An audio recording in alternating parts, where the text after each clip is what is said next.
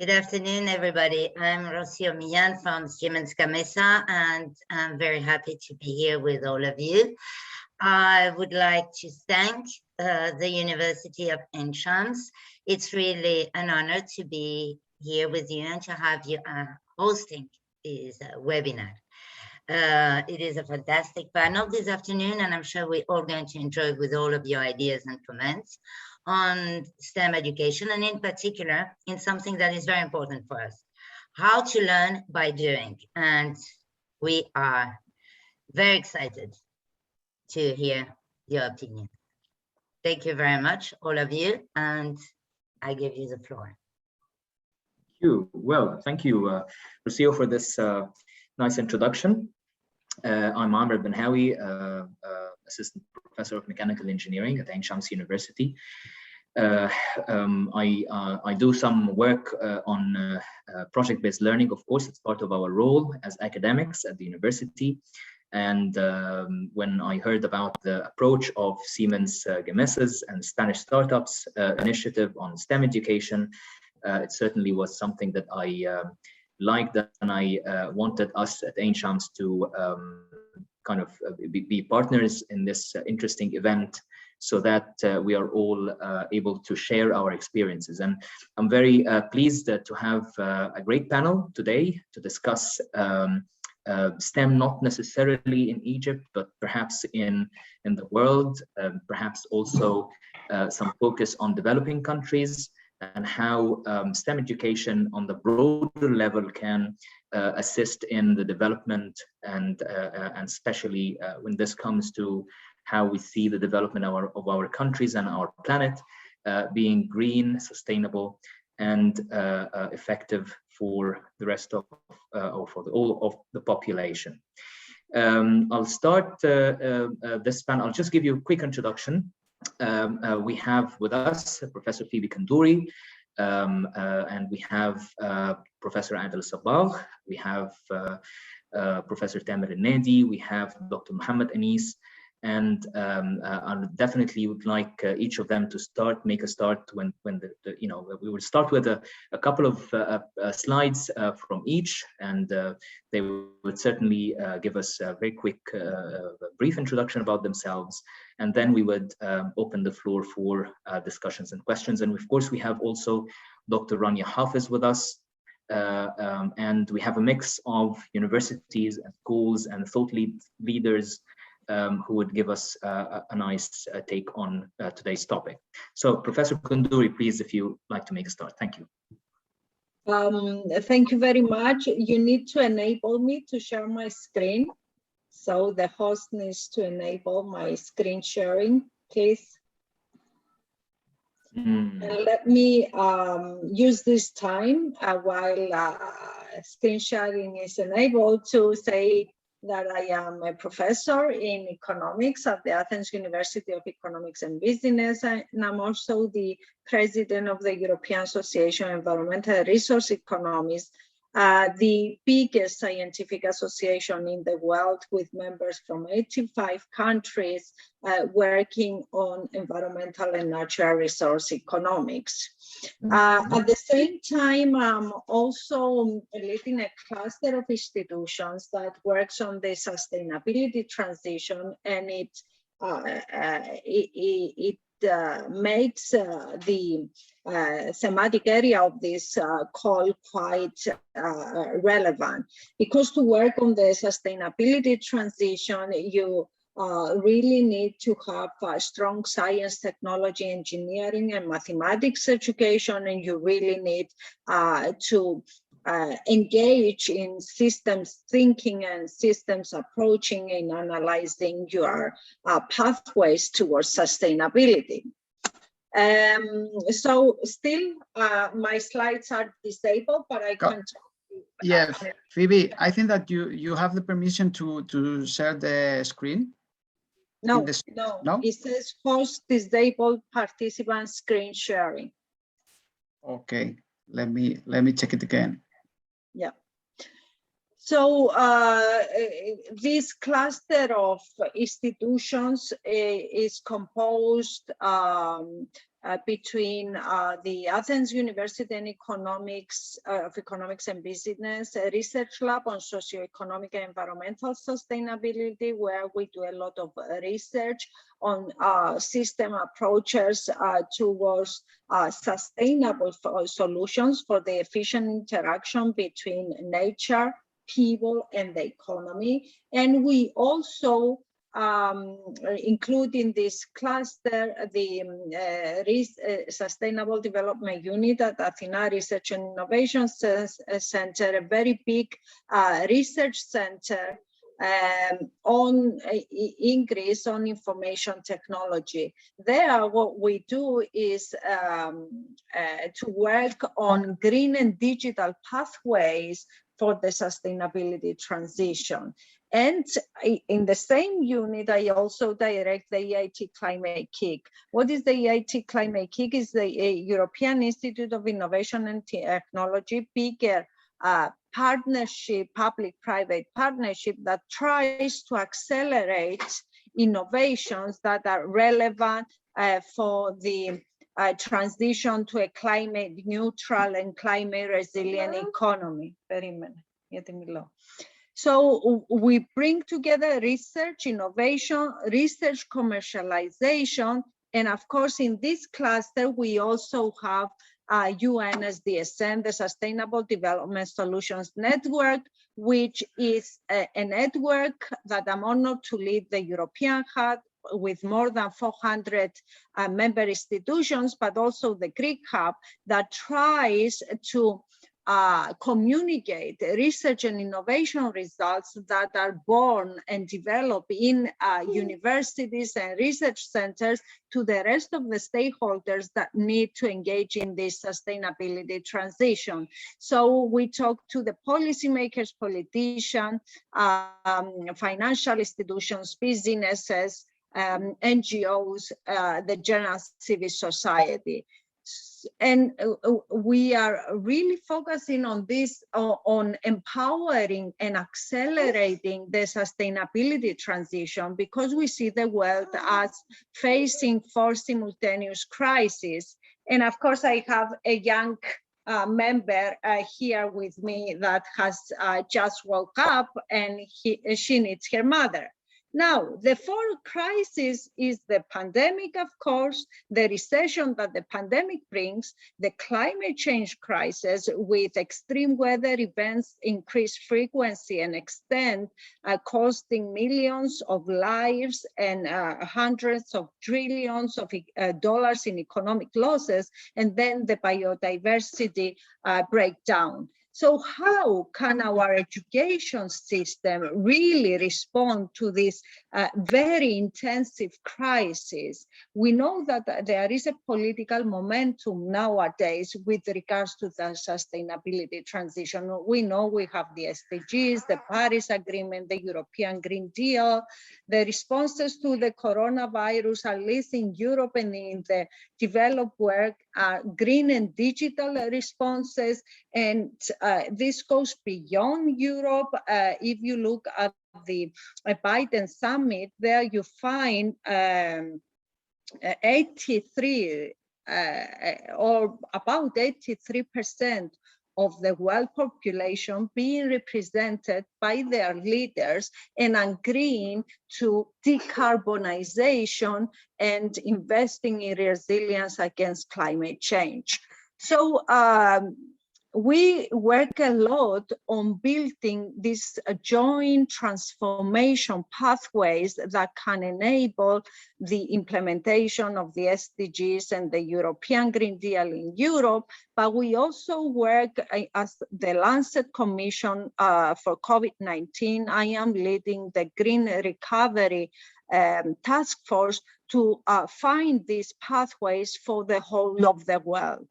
And one important element in order to sketch really transformative public investments that can shape a sustainable and fair green and digital transition and leverage private sector investment, is increasing the capacity of the people, of the businesses, of the financial institutions, of the civil society, of the NGOs, of the technology developers, the capacity of all the stakeholders to really be part of this green and digital transition. So we need a huge transformative investment in skilling and upskilling our labor force in order to be able to be part of this transition.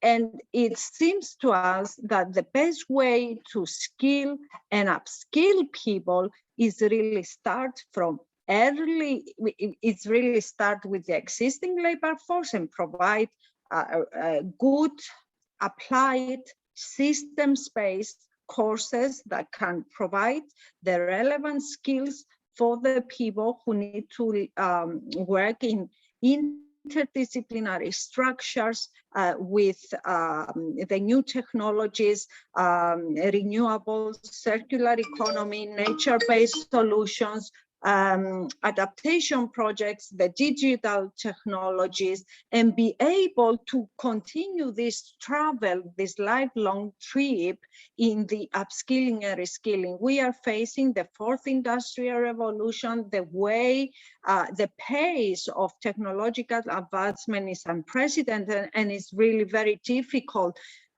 to know a priori that we are going to succeed to really keep the pace with the technological advancement. It is also, however, very important to ensure inclusive and equitable quality education and promote lifelong learning opportunities for all. And this is SDG 4, quality education. And if you look at the map of the Sustainable Development Report that we produce as UN SDSN, you can see that very few places in the world are green. Very few places have achieved this goal. We have many reds in the global south, but also beyond the global south, and orange colors, which means significant challenges remain. And this is the picture of 2030 if we continue on our current pathway. That is why UNSDSN has launched Mission 4.7 that brings together leaders from government, academia, civil society, and businesses to accelerate the implementation of education for sustainable development around the world. And this means knowledge, skills, values, and attitudes required by citizens to lead productive lives, make informed decisions, and achieve and assume active roles locally and globally in facing and resolving global challenges. And this can be done through education for sustainable development and global citizenship education. And what we want to make sure that we do, and that's why we produce these guidelines to start with the SDGs in universities. We want to bring education, research, and entrepreneurship together, and we want to reconceptualize the missions of higher education of universities, reconceptualize the curricula in order to be more interdisciplinary, problem solving based on the big challenges that we are facing at the moment, and at the same time also showcase their green and digital SDG based intentions by revising the use of their infrastructure. I will not go through the different projects that we do. I will just say that it is important to have research and innovation, to focus on innovation acceleration and deep demonstration of solutions, and have continuous opportunities for education and training and increase awareness, and do that in a really systemic way that can integrate the supply side, the technological solutions and biophysical modeling, and also the demand side, the preferences of people, behaviors as stakeholders. I've planned to show you the different focus areas, and that each focus area that we have works exactly with bringing interdisciplinary structures in systems approaches that engages stakeholders and provides a co-design solutions with the stakeholders. And this resolved around thematic areas like climate change and adaptation and mitigation, sustainable blue growth, sustainable water, food, energy nexus, and of course, a lot of work on research commercialization and innovation acceleration. So I would like to conclude by saying that it is important to create problem-solving labor mindset, equipped with the necessary science, technology, engineering, and mathematics expertise. Thank you so much for your patience. Thank you, Phoebe. Very interesting take, and it's certainly a nice opening speech for this panel. Now, I'd like to give the word very quickly to Dr. Mohamed Anis from Groupe Scolaire Oasis. This is an international baccalaureate school, or a school that has an international baccalaureate program in Egypt, which has been going for several years. And they have a nice experience to tell us.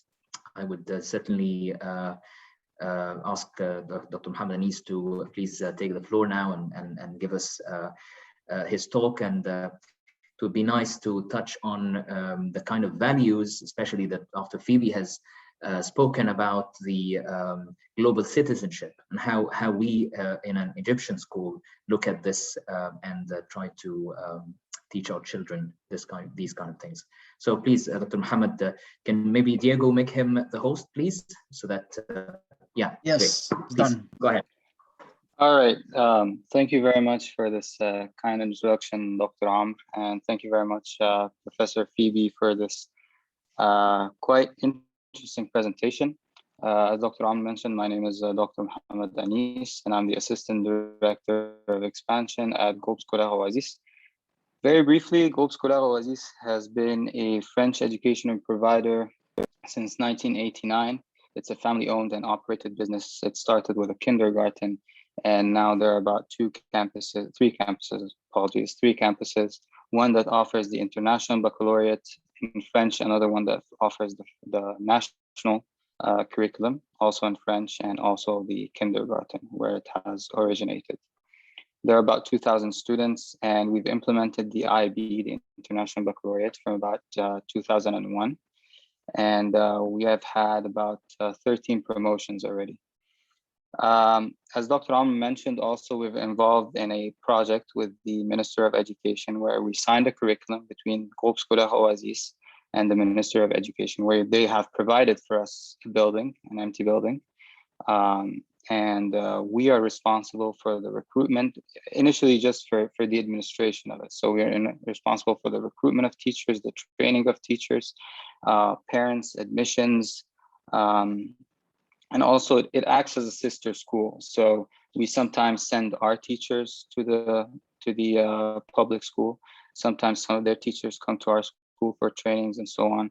And so it's a different model, because I think you mentioned PPP, the public-private partnership, where the Minister of Education funded the hardware, so like the school itself, the brick and mortar and so on, but it is managed by a private entity. And this is where the private partnership, the private-public partnership comes into place. And so the school is quite different, because when it's managed by a private entity, it holds different values and a different mission and vision, which ensures that these students get a quality education, just like as if they were to go to a private school.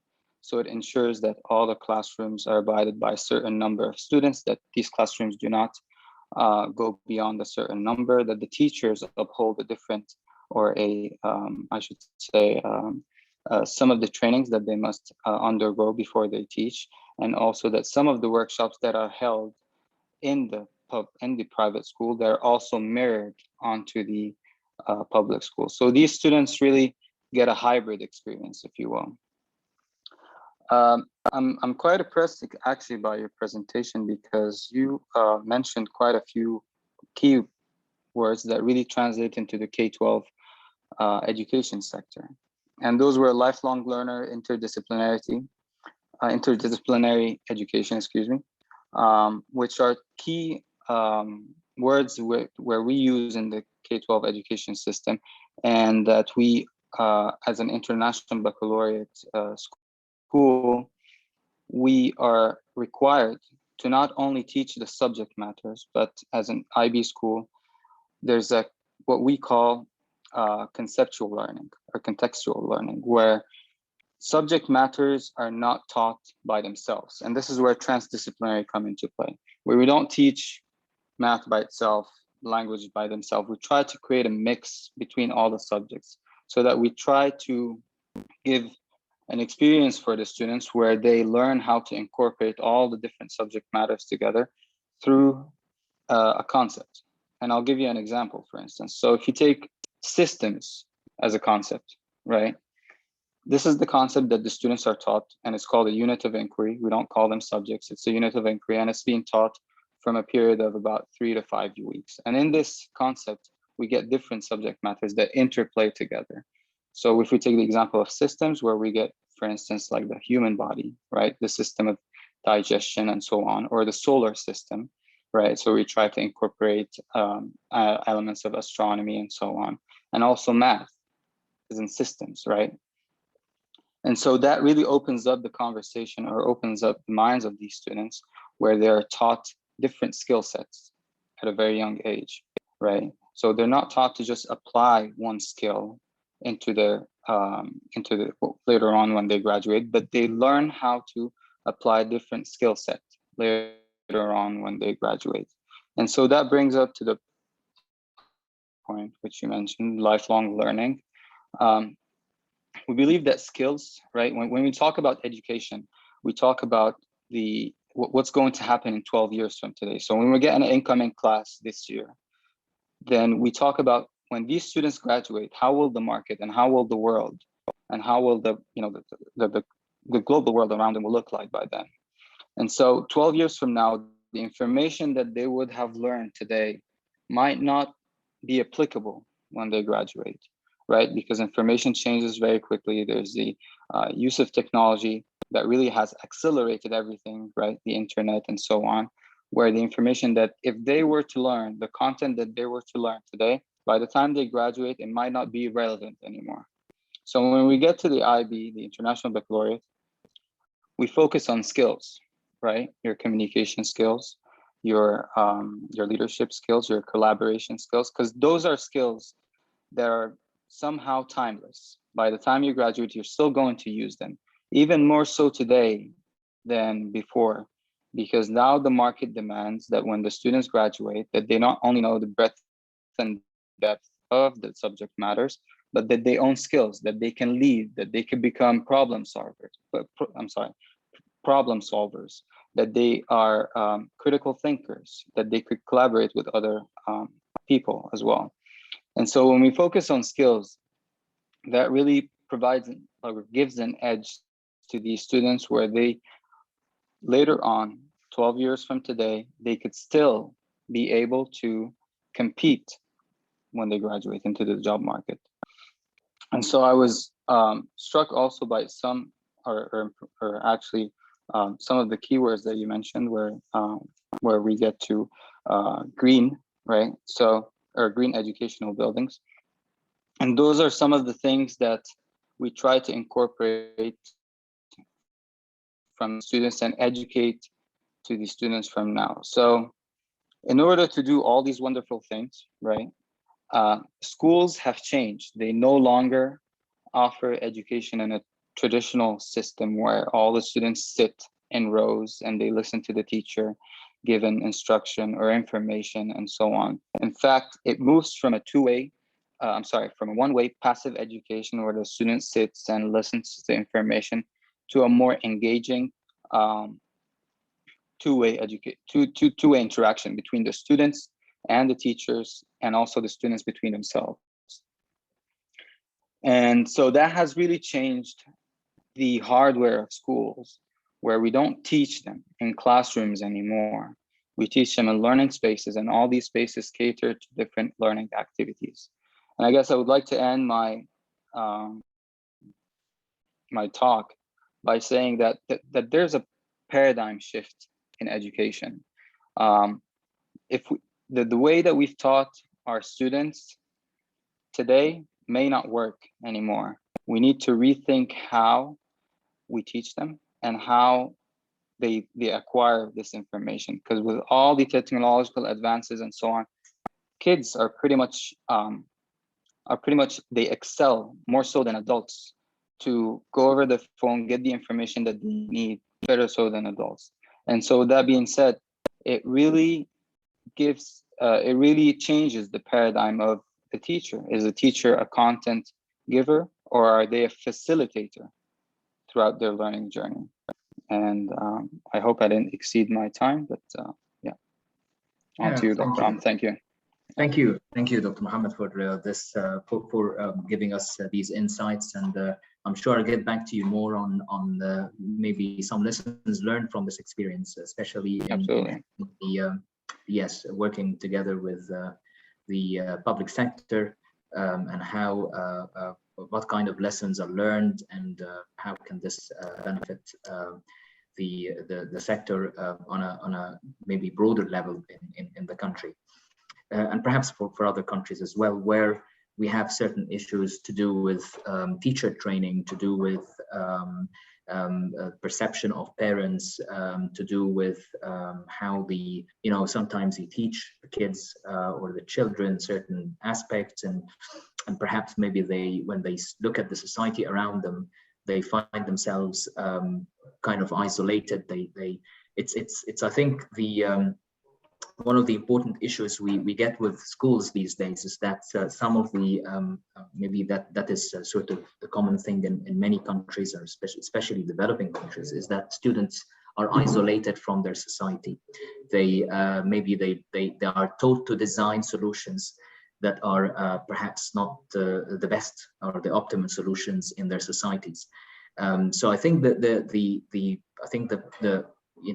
one of the things that we maybe want to contemplate on is how we could design schools and curricula that are attached to the society and that can actually cater for the problems and provide real benefit for the schools. It's a big topic, and maybe I wouldn't delve into this more. So I think that the next speaker now is again looking at STEM, somebody who is a STEM expert in Egypt, who has been through an initiative since its start in Egypt with the Ministry of Education, and now she is an expert on STEM, Dr. Rania Hafez. Maybe like to give you the floor now, if you're able to, if you're connected. I think you are. Yes, you are now the host. So perhaps Dr. Rania can make a start. And with Dr. Rania as an expert, independent expert on STEM, we also have the Ivy STEM School, let's say, leader, Dr. Gamal. Dr. Gamal Hassan is the executive of, is the CEO of EDH International, and he would certainly give us his introduction on a new private school called Ivy STEM, and see how the private sector can expand on and help the public sector in helping promote good quality STEM education in Egypt. So Dr. Rania, please make a start. Hello, everyone. You hear me? Yes. Okay. First of all, I would like to talk about the experience of the STEM schools in Egypt. STEM schools started in 2011. It was a boarding school. The first school was, it's for boys, it's in 2011, and it was initiated by the Ministry of Education at the time, Dr. Mahmoud Abnaz. And this school is for high school only and for talented students. May I share my presentation, please? Yes, now you have the permissions to share the screen. Okay. Okay, do you see it? No. Okay. Not yet. Okay.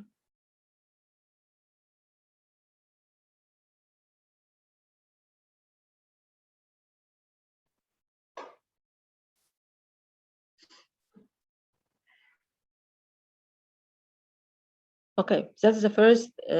We have the first STEM school in Egypt. It was founded in September 17, 2011. It was in 6 October. Then we have another one. It was in 2012 for girls. And these schools are boarding school. Now we have 19 STEM schools in Egypt in 19 governorates. The future plan of STEM school is that we have 28 STEM schools in 28 governorates. The aim is to make the students think like a scientist. That is these pictures from the students. They were making projects. They may be using IoT or maybe using here's the technology for water, or maybe making here a filtration for water and something like that. The aim of STEM schools here is that there is no STEM school without any engineering design challenge. So we have a challenge in STEM schools. The challenge is related to which address real life problem. And we have authentic learning and connected classroom life outside and bring society to the class. And we have capstone project. The capstone project is the common core for all this, the learning, or we can say that the cornerstone. Here we have the theme, and the capstone is derived from the Grand Challenge of Egypt. And it was a part of the curriculum, and we focus on engineering design process, and we apply the Egypt Grand Challenge.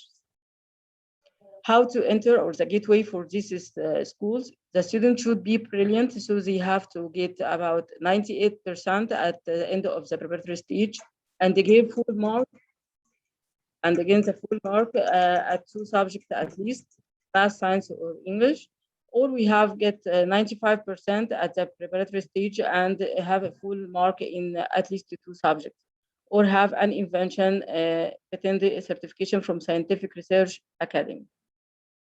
That is the condition, that is the first filtration. Then they go they have to pass the exams, and then they can join the school. Regarding the teachers and inspiration, they have another role here. They are scaffolding and support the students. They have knowledge and patience and ongoing learning. That is the students here in STEM schools. They have to enhance them, and they have to achieve these 4 C's skills, and the 5 R's here: critical thinking, creativity, collaboration, communication, and the 5 R's: readiness and resourcefulness and resilience, responsibility, and reflection.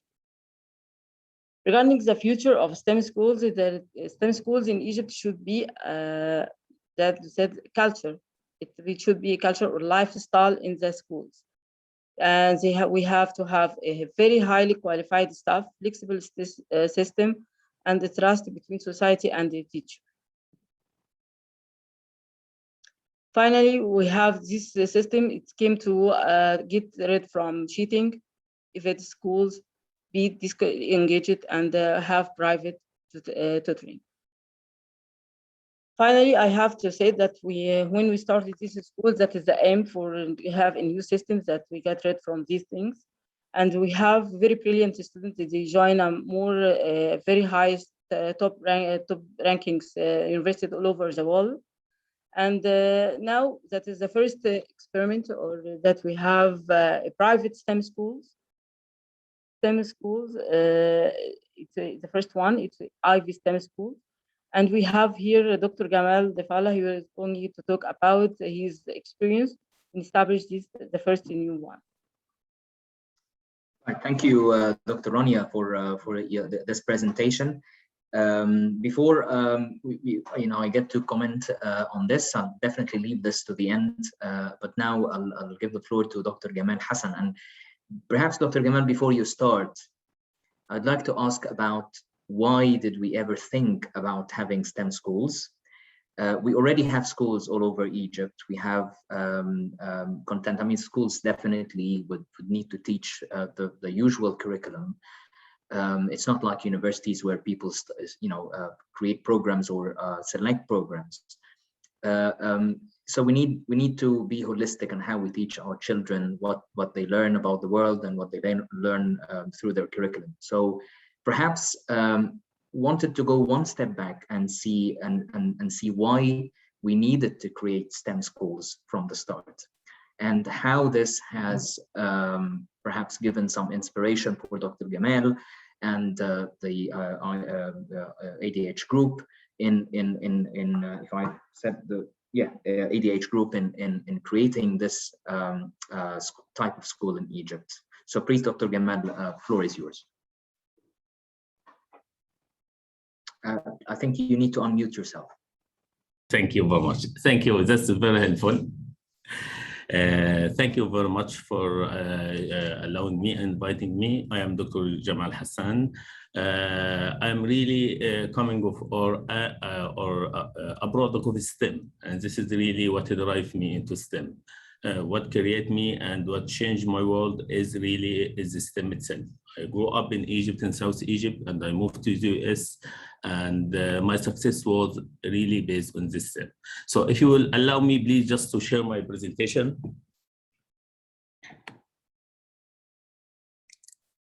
Okay.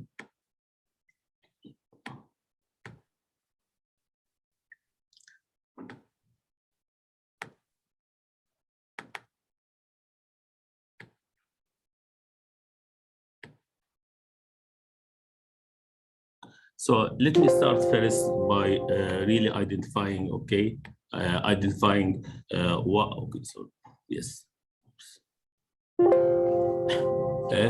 really what is really very important, what drives us here is the future of our planet and is the future of our next generations. With the expansion of the digital revolution, which I was very lucky to be part of it in the US, with the digital technologies, we start to see lots of challenges. We start to see us changing from the industrial revolution to the digital revolutions, which requires a new type of mindset. Yes, we focus a lot on the higher education, which is at the college level, but by that time, in most countries, the culture is not there. We need to create a culture for people who has different characteristics. They will be able to compete at the international level, to live in a global citizenship with no barrier. With the expansion of the 5G, the technologies, the barrier will be a little bit limited. So what was really our driver? Okay, so what we will talk about? We will talk about the driver for the education system and model, and what are we want to achieve, and then how we will achieve it, and how is really the students. We just opened the school a couple of months ago. We are a partnership with the public schools in the US. So we are a private school in partnership with public school in the US. It's called Harmony Public School. So if you look at really the world or the 21st century, we have significant change. We are facing with the GDP growth. We are facing with urbanizations, with the movement of people from village to cities, which create a significant challenge, which is what we call it the demand growth. Then we have the climate change. The climate change is putting a significant restraint on our resources and the way we live and the culture with. So the environment constraints, we have really to address this from different perspectives. So we need new generation that looking at balanced mix. We are not looking for a generation that hate the environment or like environment, how we can do a smooth transitions to a green climate change in a very responsible and balanced way. Then the new structure of the science. We see a significant change in the science from both the science itself as a science and from the landscape. The shift from the science from the West, from Europe, and the US into the China and the Far East. This is represent a significant challenge.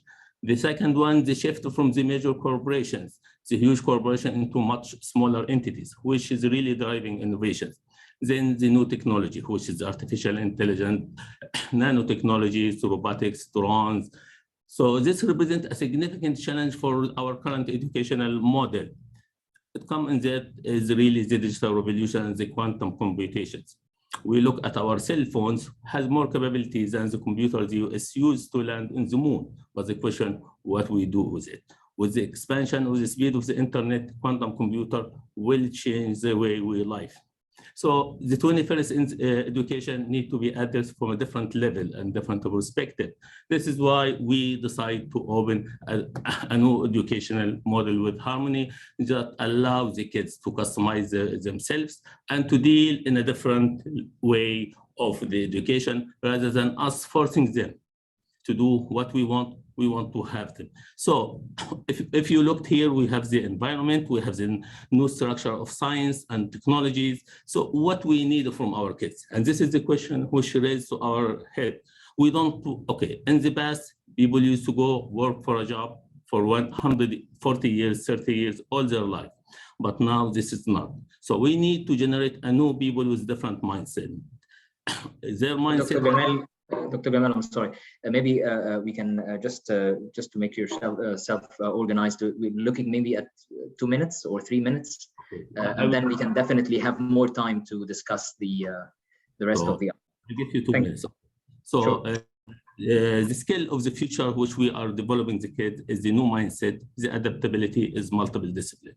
We need to teach our kids. We think our kids is moving toward computers and they are lacking of the fundamental of the math and science. So we believe in math and science. So what we decide to do, we decide to define what is the characteristic of the students that will be graduated from high school. And this is what drives everything below it. And based on this, we customize the education model, we provide education model. So we want the students by the time he finish high school, he knows how to deal with uncertainties, he knows how to deal with life, he have a plan, okay, for his future, he has something he's passionate about. We explore and find what is his passions, and he knows how to work with other and with different culture, the global citizenship. He's really well prepared to lead his life. And this is the fundamental questions which what our system or our model is teaching the kids to do it. So we have, I would not show this movie, we go, okay. So we build a state-of-the-art facilities with a significant advanced lab. Okay, we purchased just a CubeSat satellite, okay, and we are building a very significant advance to try to teach the kids. So we teach the kids the STEM.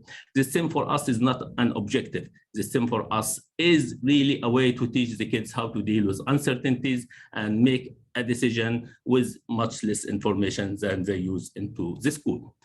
So we open almost less than 6 a week, and I'd like really to share some of the quotations of the students and the parents they had it. And this is really, we want the education to be customized based on the students' need, based on their capabilities, and I'll be more than happy to talk more questions about that. And this is some of the parents who said, I have never thought that my son could wake up 5 o'clock in the morning, okay? And he's waiting to go to school. And this was really stunning for me to see the kids. We open at 7 o'clock, and some of them, or most of them, they are 1 hour away from the school. The second parents, and there is lots of them, we just opened 6 weeks. You made a positive difference in our kids' life. Thank you. More importantly, I just share a couple of the students' really remarks, and this is just some of them. For the first time, we find people who really care about us. And this is the culture we are creating. It is not just equipment and facility. It is really a culture of collaboration and care. The second one is a girl which she never thought that she have a passion for acting. And she was trained with other people for less than 6 weeks. And after she finished training, she just received an offer to be the main act or play the main role in a movie. and she's in 8th grade. So it is really, she never imagined this one. She never imagined. So the question is really for us, we are developing education model that finds the talent people, makes them usable and changeable from one area to the other, have a very broad mindset with multiple discipline with fundamental focus on science and technology. By that, I would end my really presentation. Thank you, Dr. Gamal, for this interesting talk. It's certainly a nice initiative. Now, I'd like to very quickly move to where I work at the Faculty of Engineering at Ain Shams University. We have a very interesting experience that we may want to share with you as the panel members, and also with the rest of the audience here. We have had a very interesting experience with capacity building projects on education, and that extended for perhaps more than, let's say, 15 years for now. And I would like to invite Professor Tamer Elnady, who is the ex-Vice Dean for Education at Ain Shams University Faculty of Engineering, and Director of the ASU, the Ain Shams University's Grants Office. He would certainly tell us about our experience in the university, and that would be followed by Dr. Adel Sabor, or Professor Adel Sabor, on how we used project-based learning to create the or to improve our delivery of the knowledge triangle, and how that impacted our students. So, Professor Tamer Elnady, please make your go. Hello, nice to be with you and my dear colleagues. Just want to check that my presentation is visible. Yes. Yeah, so I'm a professor of mechanical engineering at Ain Shams and the Faculty of Engineering at Ain Shams University, and I have been teaching machine design for many years, 25 years almost. Recently we have, a few years ago, we have been introduced to a new concept in engineering education that I would like to share with you, and also our experience in implementing this into our education. So this is called CDIO. What is CDIO? It's an innovative educational framework applied in engineering education programs. It is based on engineering fundamentals of conceive, design, implement, and operate. So this is CDIO, conceive, design, implement, and operate real-world systems and products to produce next generation engineers. This initiative or framework was developed or initiated in around 2001 between MIT, and of course, you know, MIT is #1 in the world in engineering education, and 3 Swedish universities, Royal Institute of Technology, KTH, Linköping University, and Chalmers University. Why they decided to do this? They found out that engineering education has undergone several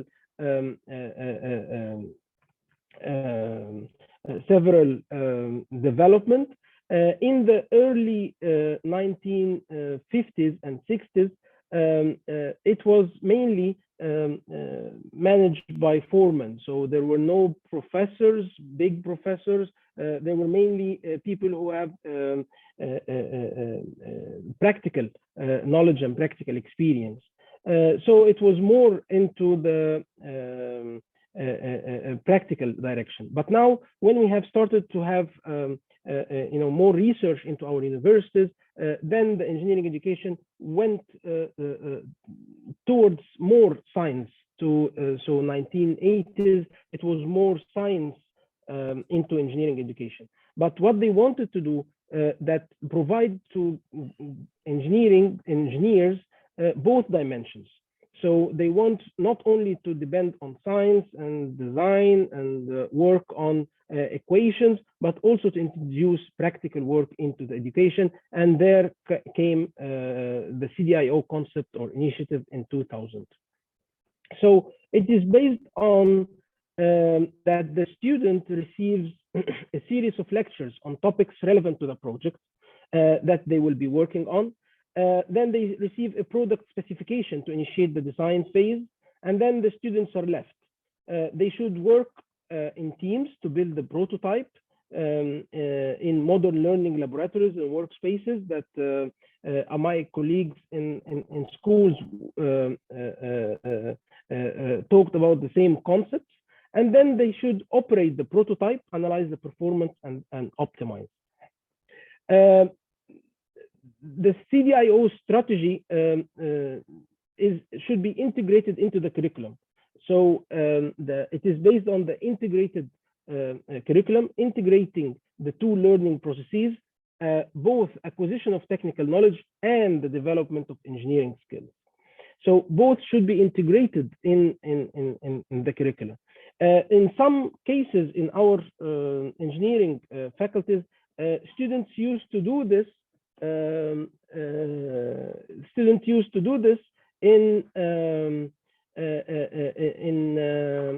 Out of their studying or do this as extracurricular activities. But the best thing is in order to gain more skills that they want to do in the job market or want to have in the job market. So the trick here is to implement this in curricular activities themselves. So the challenge is transform the culture. Of course, it's not very easy to work on this and introduce these new concepts to the professors, change engineering science to engineering, R&D context, introduce more product context. Instead of to be a reductionist, we should be integrative.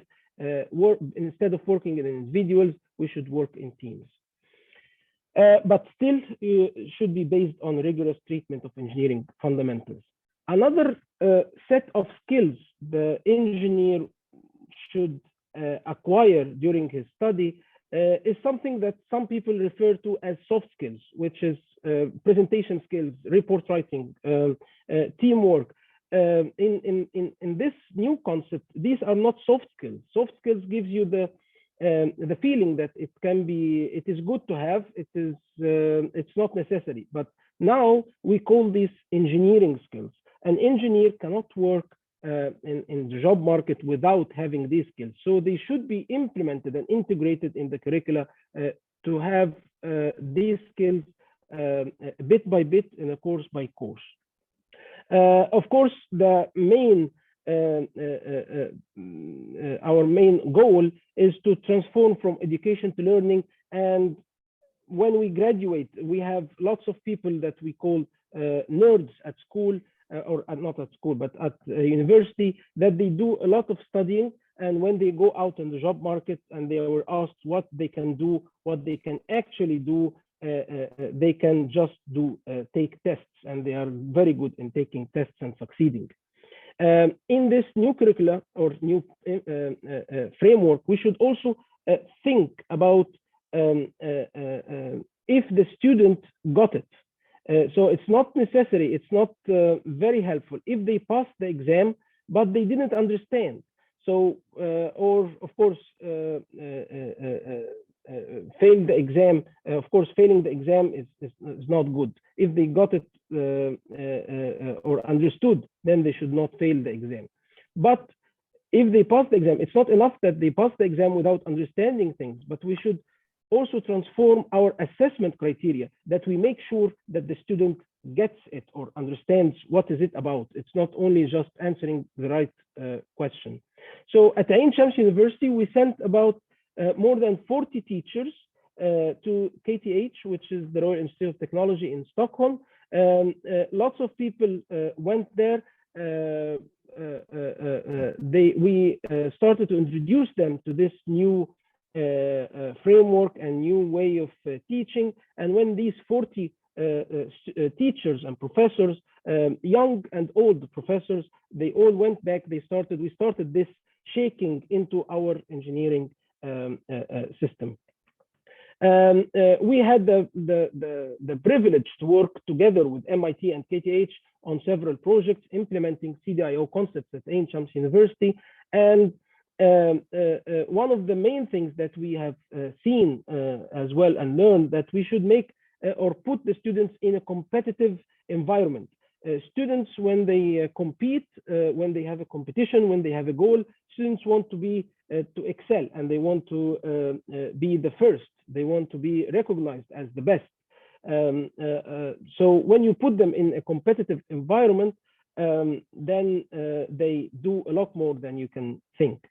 I'm a professor of mechanical engineering, and I have been taught that mechanical engineering, mechanical systems. But nowadays, no machine is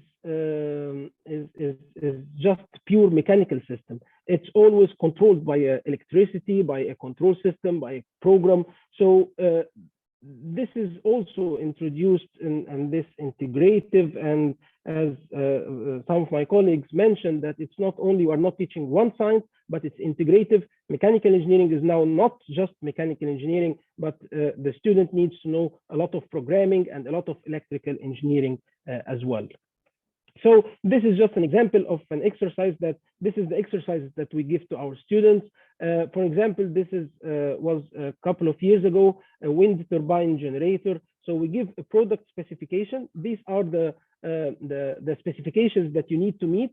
And then we give testing procedures. When they build their systems, they need to operate it to make sure what they have done is correct or not. So we make a test for these their products, and we tell them how we are going to test them, and we tell them how we are going to evaluate. So most of the evaluation, and I tell my students that if you make this product and it operates very good, and it meets the specifications, then you can get the final grade in the course.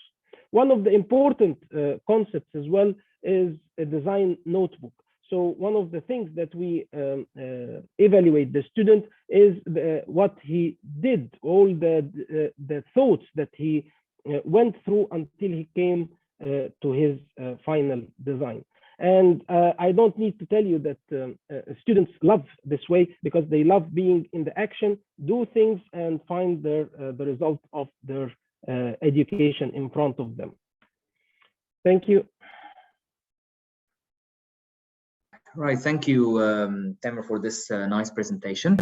I'll move now to Professor Adel Sabor, who would certainly follow on from the same path, probably, but with more details. And please, Adel, and before Adel starts, I just want to say as well that some of the elements that we do in our labs, we do it with cooperation with the industrial sectors. We'd like to link university and industry, not to work in isolation. And actually, one of these initiatives was already made with Siemens Gamesa Renewable Energy. And perhaps this is one of the reasons why we are teaming up in this nice initiative. So Adel, please, yeah, go ahead, the floor is yours. Okay, thank you, for the introduction. Thank you. It's a pleasure to be here with all of you. I will talk a little bit about ASU Wind. This is, let's call it student activity that's being run at Ain Shams University. I have been supervising this since 2016. You see my presentation, right?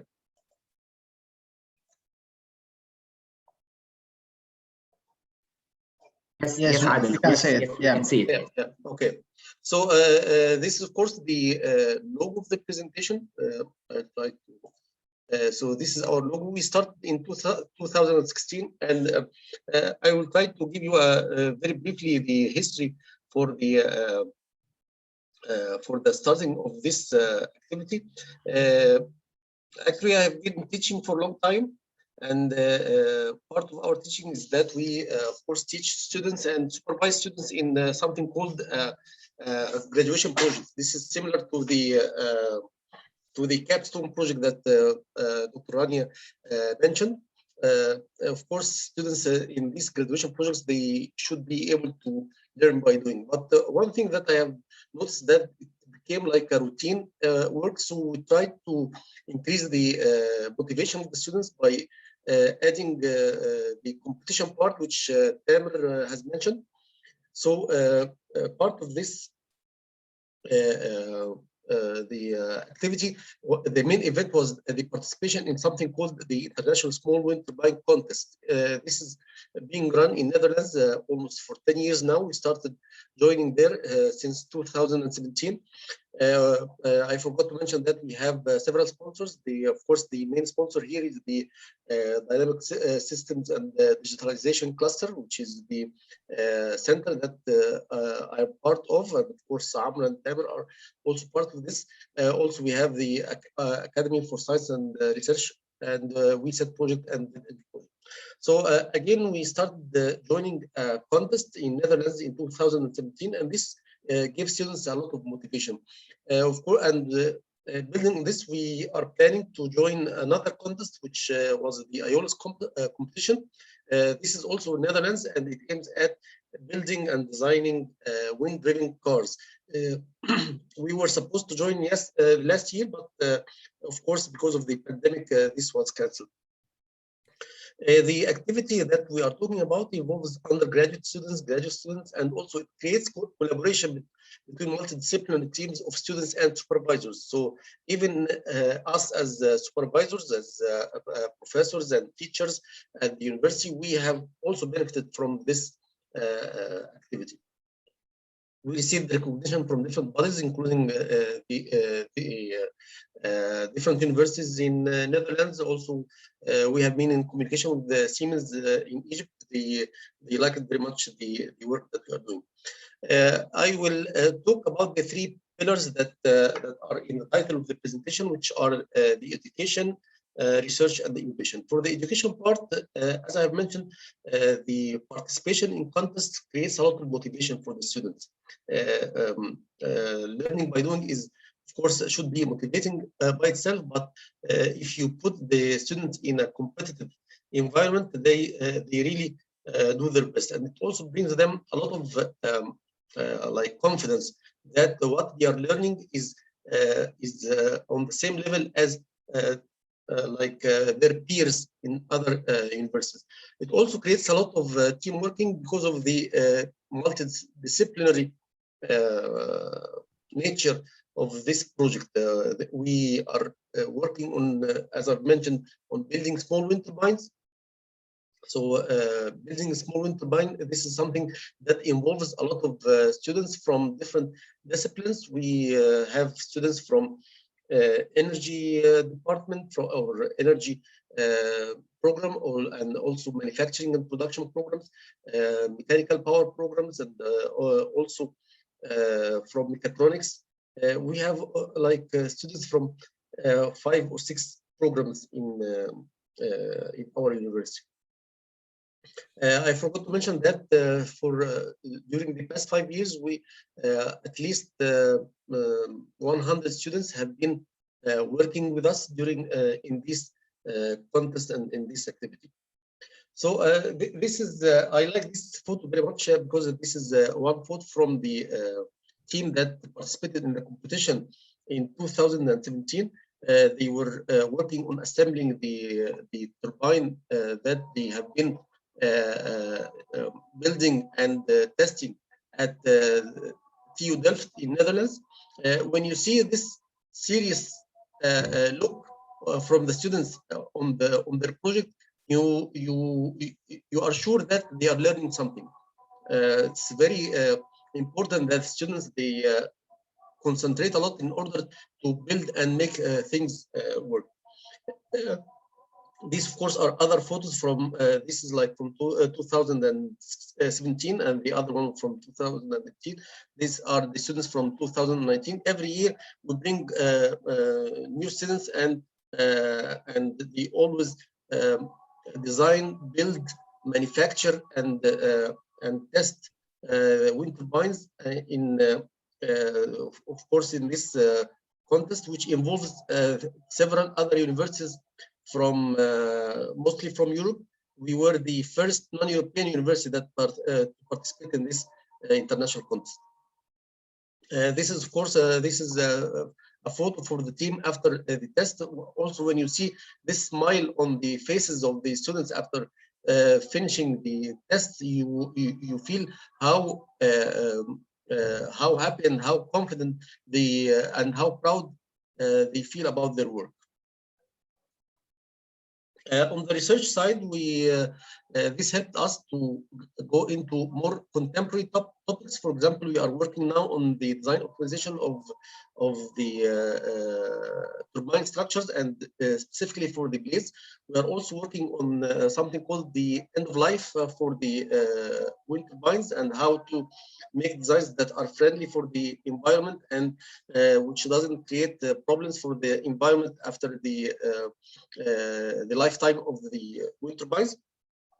We are also doing some work on inflatable sections, how to design blades which are or sections which are inflatable. So this is an experimental work which has been carried out in a wind tunnel in Chalmers University in Sweden, where we were testing the aerodynamic performance of wind airfoil sections that are being inflated, and how this affects the aerodynamic performance. We are also, this is another piece of research in which one of the students is doing some simulations for the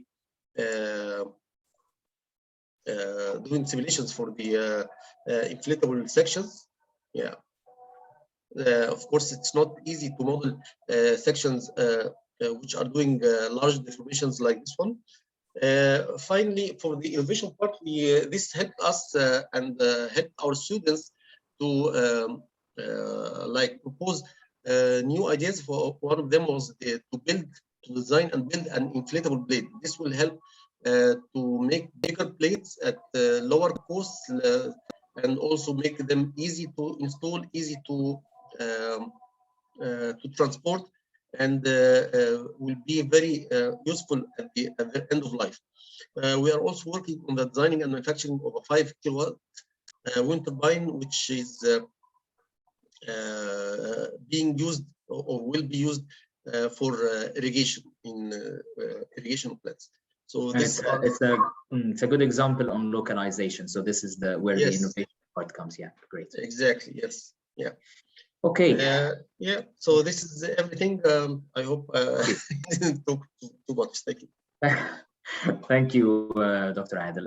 It's very, very interesting indeed, and thank you all the panel members for these presentations. Now, I have some questions for all of you. Just wanted to put you on track of what we are doing. So in a few days' time, we will have hackathon.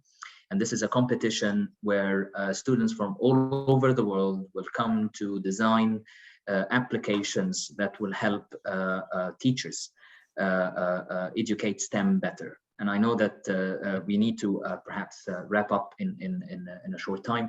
So maybe that would lead us to the some questions that I would maybe ask you. And before that, Diego, do you have questions that we'd like us to look at?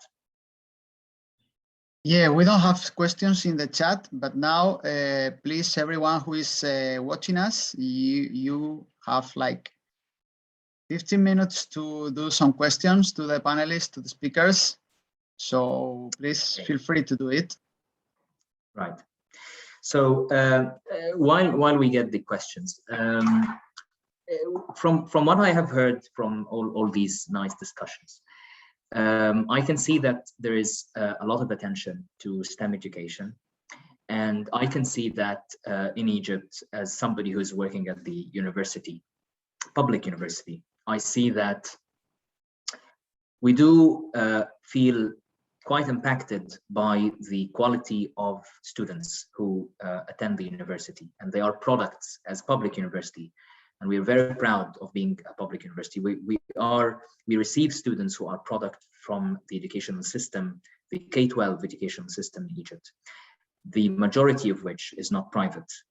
And in fact, that leads us to ask or maybe think, how can we improve? Because private education certainly has its own market and people who can afford it. And it's becoming increasingly expensive, the good quality one.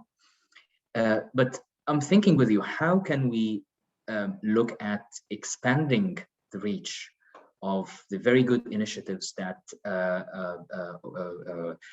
the Groupe Scolaire Oasis do, or the Ivy STEM school do? How can we expand these nice ideas to the schools around us? How can we impact? How can we make a sustainable impact on the environment around us?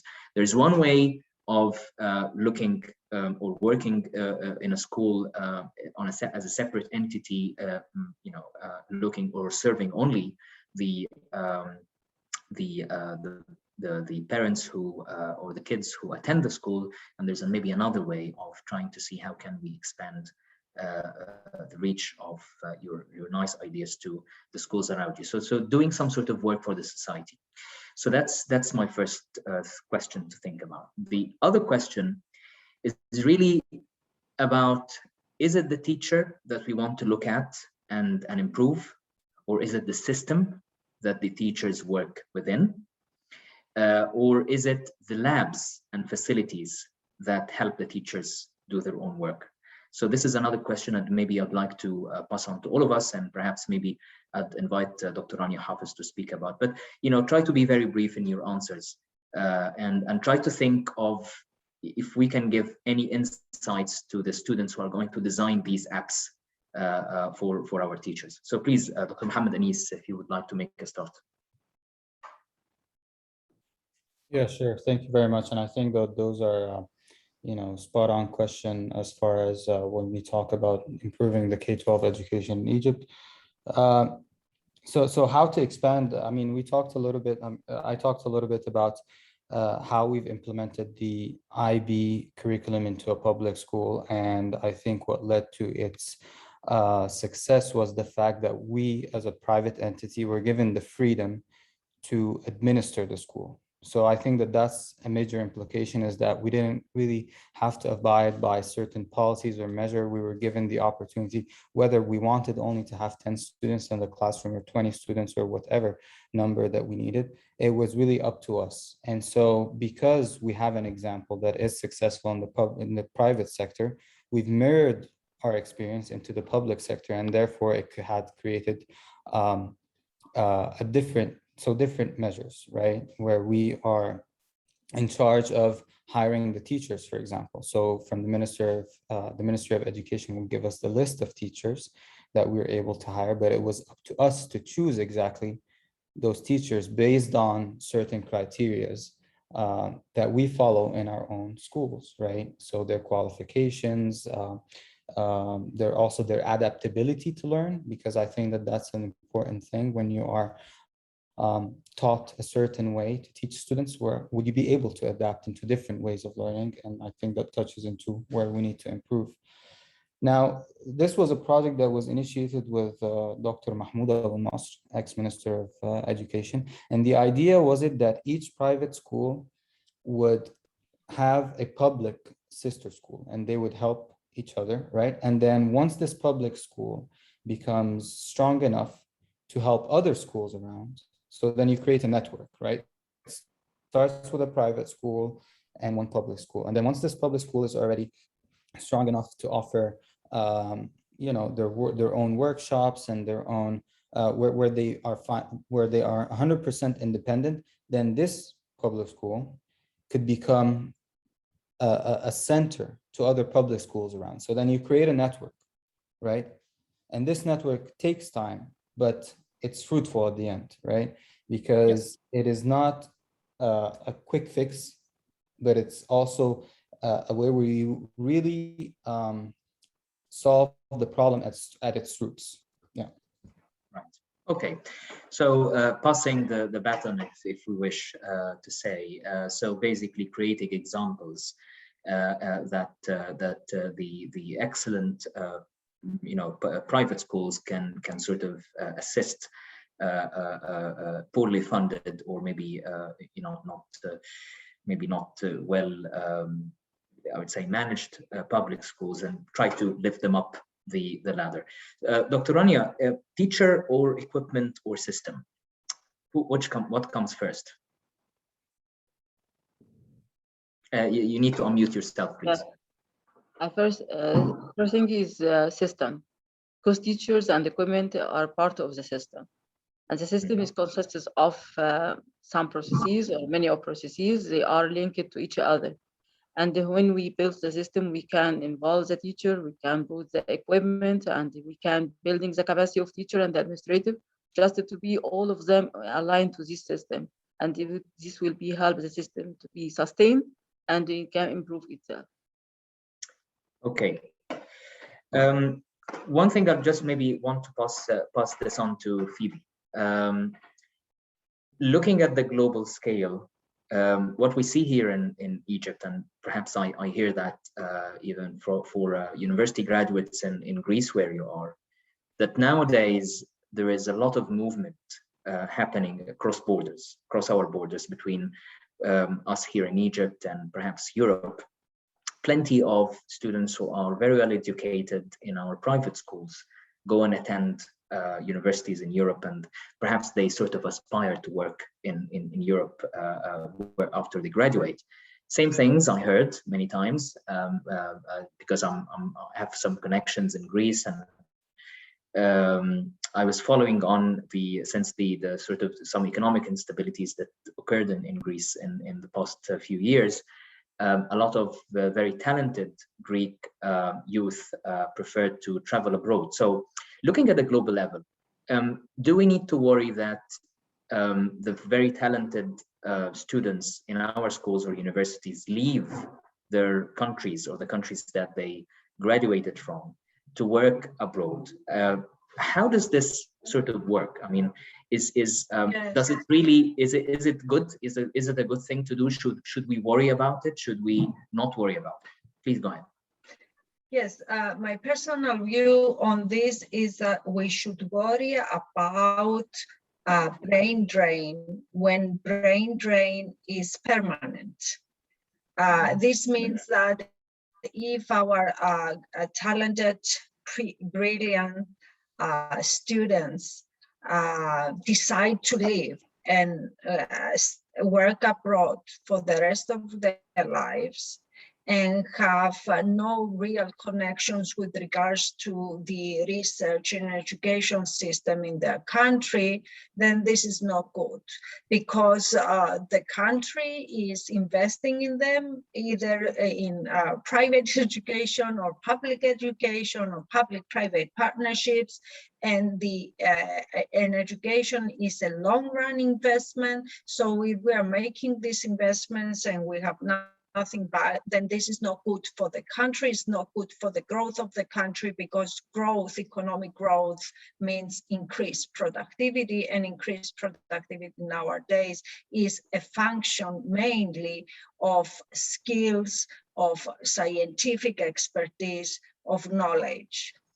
However, being a person that has spent the biggest part of her career and research studies in the UK and then came back, I can say that if you achieve to allow in terms of incentivize your brilliant students to acquire the experience of top-ranked universities across the world, and then have the means, the system, and the financial capacity, space to attract them back, then you have achieved a lot. because you are bringing your brains back, but also equipped with experience from the best universities across the world.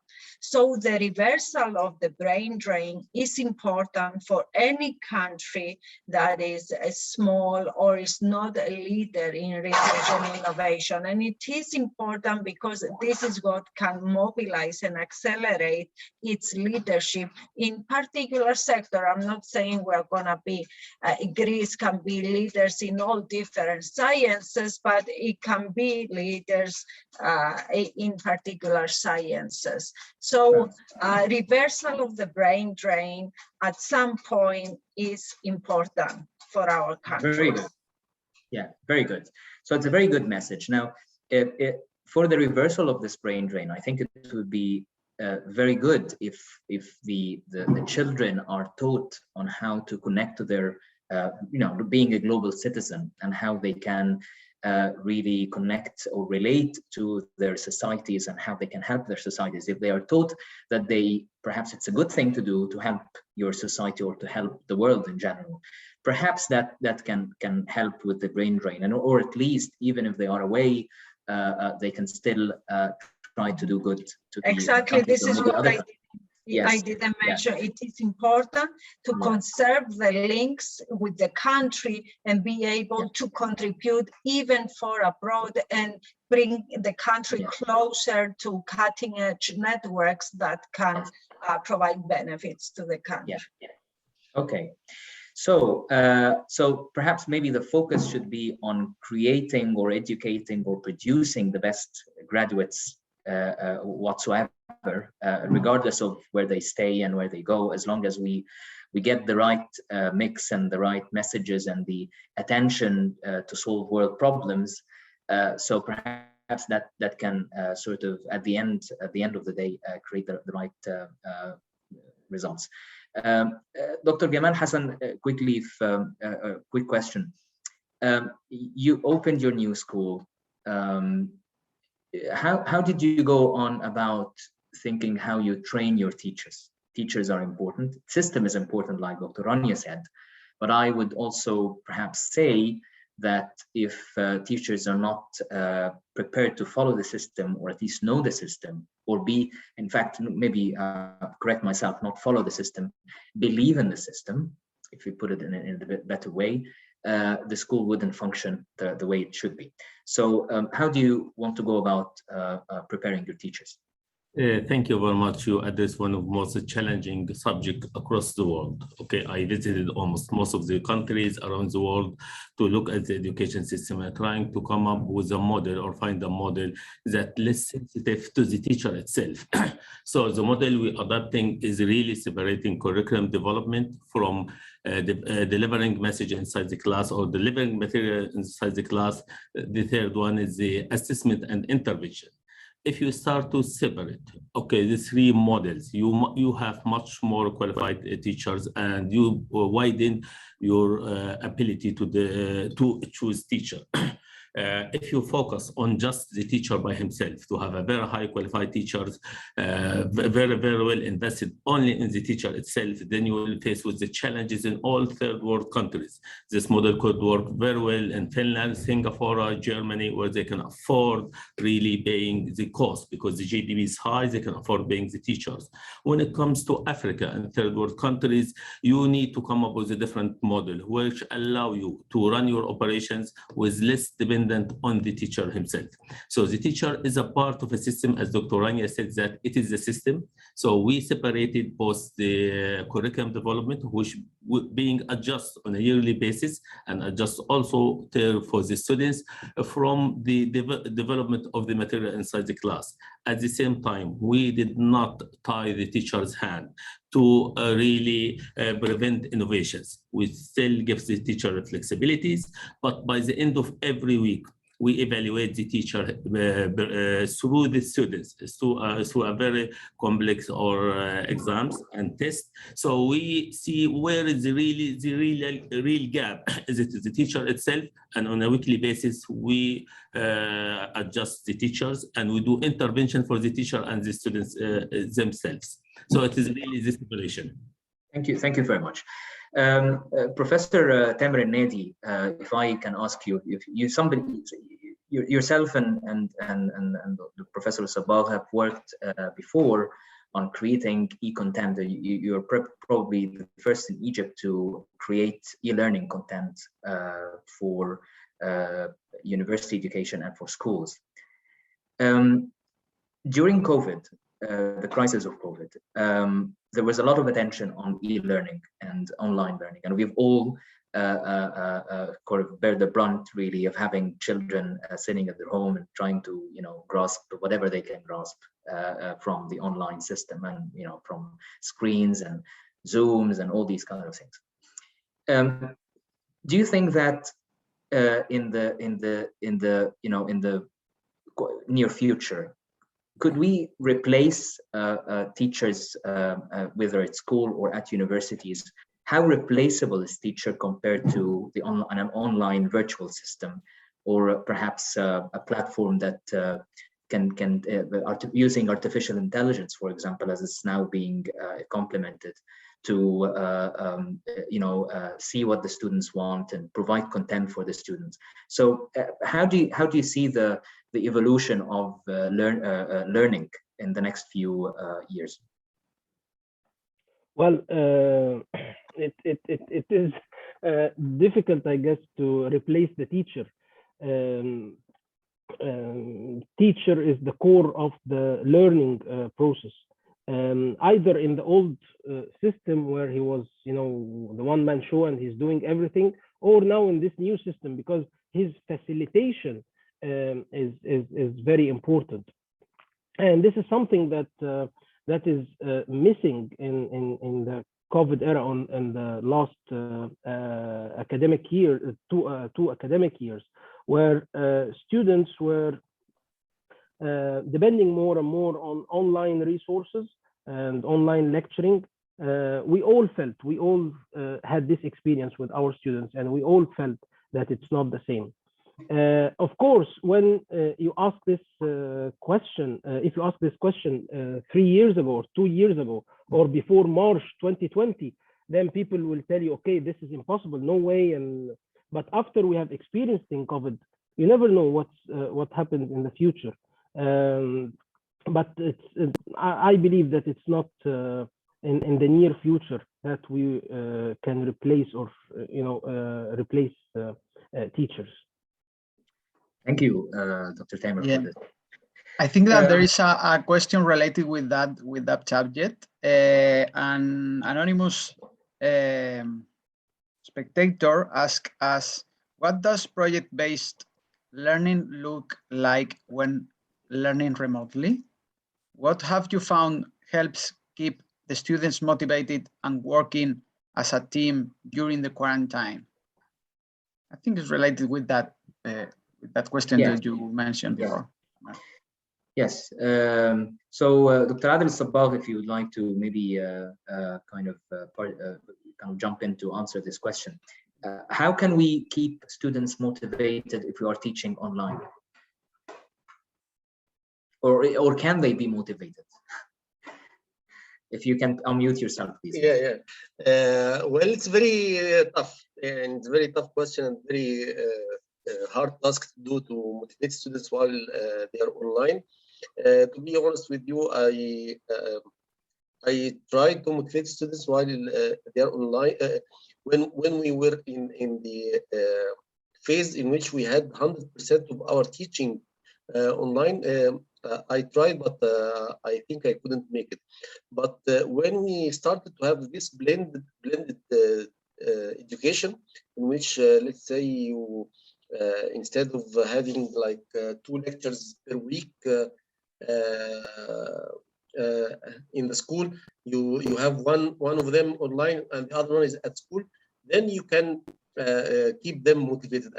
And I think this blended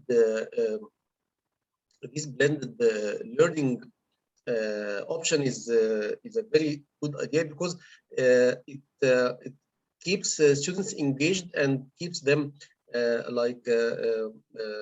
they don't miss the physical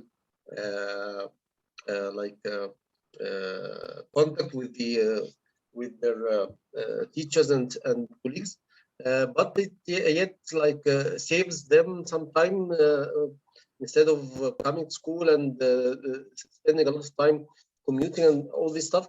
So I think it's doable if it's in the blended learning form. But if you go 100% online, it's very hard to motivate students while they are online. Yeah. Especially I have a comment here, please. Yes, please. Go ahead. Yeah, I believe that we should not motivate students. They should be self-motivated. If we should teach them how to be motivated, especially in university. Of course, school, they have to be dealt with in another way. But in universities, if a student or a human being who is 18, 19 years old, or even 20, 21 years old, who is not self-motivated enough, then what can you do to him? But that's why it's very important now for the school. It's the role of the school to teach the students to be always motivated. When you recruit someone, one of the main skills that they always refer to, I'm self-motivated. I'm self-motivated, but it's not always true, unfortunately. So we rely on schools to motivate students, and I think with this new STEM education techniques, students will be on the motivation track. Right. Well, thank you. Last question to perhaps all of you. Very short. I just need a very short answer. I'll just ask you the question now. If you imagine that we are picking up an application to help teachers teach their subjects at the school. Yeah, we're not, perhaps interested now at the university level, but at the school level. What would be your application of choice? This is something that will help the teachers teach better, whether this is in arts, in the global STEAM. So there's art, math, your usual STEM. So what would be your first priority? Who would like to pick this up first? I will. Yes, Dr. Gamal. Actually, when you look at a teacher, really you are looking for attitude and character. And this is the most important. We can teach people, kids in a very short times, but altering attitude and character is the most challenging aspect of it. So the attitude and the character, this is what I will look for first. And this is what I advise every teacher to pay attention to, see, always asking himself, what do I earn things? What I have done, can I do it better? And if he's always looking for ways of improvement, this is the person who I will pick. Right. So basically, this is an application that self-assesses the teacher or sets goals for the teacher. Okay, very good. Yeah, Dr. Rania, please, but unmute yourself first. Okay, I think I'm going to looking for coaching teachers. Coaching. Yes, I want these programs or this application to help to coach them, to put them on track, and to be assured that are going to motivate themselves in the teaching students, and how they can with the action plan for themselves just to improve their performance and go to a higher level. Very good. Next, Dr. Mohamed, would you like to suggest? Yeah, sure.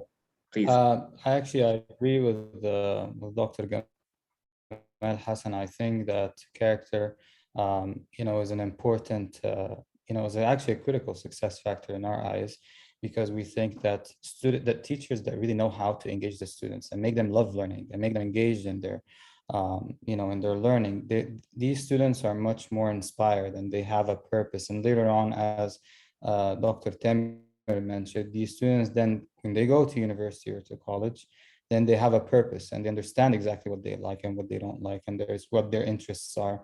So they're much more likely to be motivated. So it really starts from a role model in the classroom. So I do agree with Dr. Gamal. It's the attitude and the characteristics that the teachers bring forward. If a teacher, isn't really motivated when they go to class, or they're just doing it because, for other reasons, I mean, it has a different effect. We try to put the student at the center of everything. And so when the teacher really cares about the student and the students feel that, they get that from the teacher, then it really changes their whole perspective. Yeah. Interesting. So from the three of you, I see now that the focus is not necessarily a tool that will the teacher use to, or the kids use to learn something. It's rather a tool that will help the teacher become better, because teacher is an essential element in the school. Right.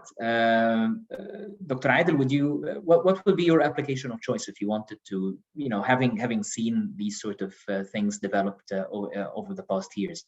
How would you see us doing the most of impact in e-learning usually? Like to unmute yourself? Yeah. Yes, this is also hard to tell, but I would like to get back to this issue about the teachers. Of course, character and attitude, this is very important. And I have seen, if I get back also to the question, like, what is the thing that's most important, is the system or the teacher or the tools? Of course, I understand that the system includes both teachers and the laboratories and facilities, but the teacher is again the most important element in this, because I have seen teachers who have been able to teach students and motivate students by pieces of paper and straws and maybe these match sticks and even ice cream sticks, the ping pong balls. If the teacher has a purpose and has the character is motivated, then he or she will be able to apply this project-based learning, motivate students. He or she will be a real motivation for the students and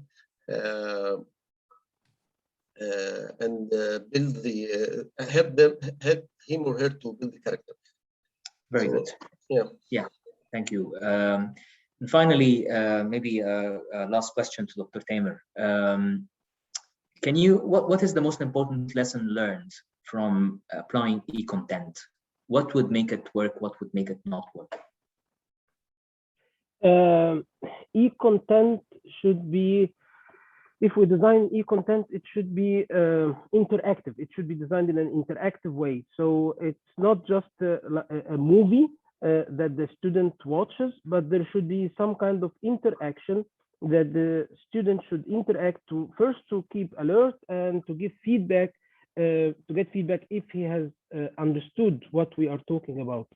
So interactivity is the most important thing in e-content. So this is like what you mentioned, artificial intelligence, but maybe it's not that, don't need to be very advanced in artificial intelligence, but we should have some kind of